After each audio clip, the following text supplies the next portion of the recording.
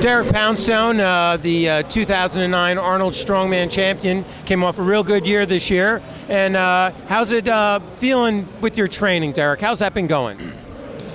Well, I mean, I came off a good year last year, but I made some mistakes in Worlds, took fourth, so I learned a lot. You know, this sport is a little different than most because there isn't really a specific way to train. We don't have, you know, training gurus, we don't have coaches, so we have to sort of figure it out as we go along, you know. So all the guys at the top, you know, as you see, we're very methodical. We've spent a lot of time sort of doing our homework, you know, because we don't have a big team behind us. We have girlfriends or friends, as you see, and without them, you know, it makes the sport much more difficult for a guy to do by himself. So that means Poundstone power is how you get the job done. Oh, absolutely, absolutely. It's my girlfriend and my family, and even the guys I train with. It's a big team, and we all sort of analyze my training. You know, we actually were taking footage of my lifts, and my girlfriend would come back and actually show me the footage. So I won't make the jumps based upon how I feel. Like, let's say for the deadlift, I make the jumps based upon how it looks. You know, so I got to critique the lift. So we all become we become coaches, we become trainers, we become, you know, our own motivation. It's very interesting.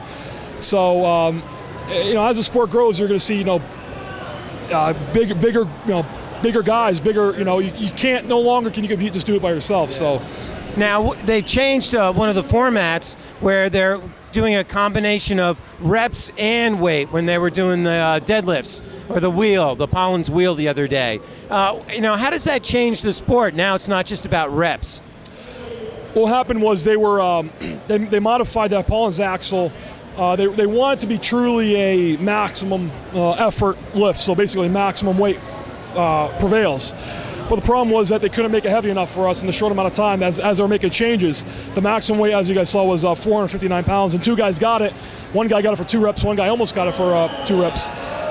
So they had to devise this weird sort of situation where you could do reps, but once you do reps, then you can't take any more attempts. So it's a little tricky. I don't think you'll see that format last year. It caused a lot of confusion, but it's a chess game. You know, I mean, it really truly is taking the sport to another. This event takes the sport to another level.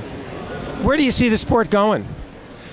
Well, I see a really broad appeal to the sport because I just find that people can relate. You know, even the Arnold Classic, you know, picking up big wheels, big dumbbells is pretty cool. You know, I mean, I got to admit, it's a pretty cool competition, the best in the world.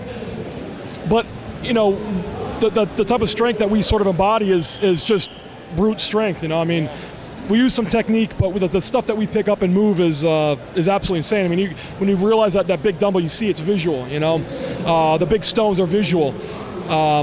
So I think that your average person, you know, stay-at-home mom, a 12-year-old kid, you know, a little girl that plays soccer can sort of appreciate the superhuman strength that we have. So I see it growing more and more, and I think guys like me help the sport grow, you know? I think it's terrific. Now, your background in sports is what?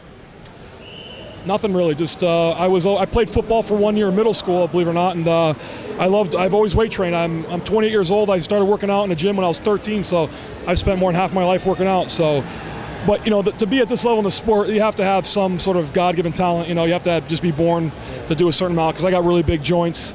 You know, a lot of fast twitch muscle fibers. You know, so I'm a pretty big guy, a little different sort of shape than most other guys, especially like bodybuilders. But the strength that we have is you know, you can only build so much on a foundation. So we're all born with, you know, a little bigger foundation, so to speak. You know. Well, it sounds great. I know I wasn't born with one of those foundations. I'm the fast guy. There you go. See, so you know, that's what I like about the sport is people really, you know, it's a sport of giants. I'm the second shortest guy here, one of the lighter guys here. So that puts it into perspective. No, it's really fabulous. And you guys, I mean, a couple guys did over 1,000 pounds in the wheel deadlift, right? Yeah, absolutely. There was that's phenomenal. 4 of us pulled over 1,000 pounds, and just to give people an idea. That deadlift is 11 inches. Your average deadlift on a bar is 9 inches. So we're about 2 inches higher. The bar is like 14 feet long.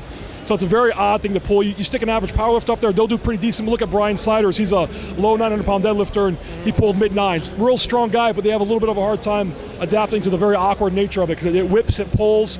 You know, but then the guys that have been doing the sport a long time, we sort of get it. You know, we're technical at our sport, but that technical aspect is just basically how to get the strongest possible, A little raw power. Absolutely, yeah. Derek Poundstone, thanks for your time today. Have a great time at the Arnold and your upcoming year of training. Thanks, man. Appreciate it.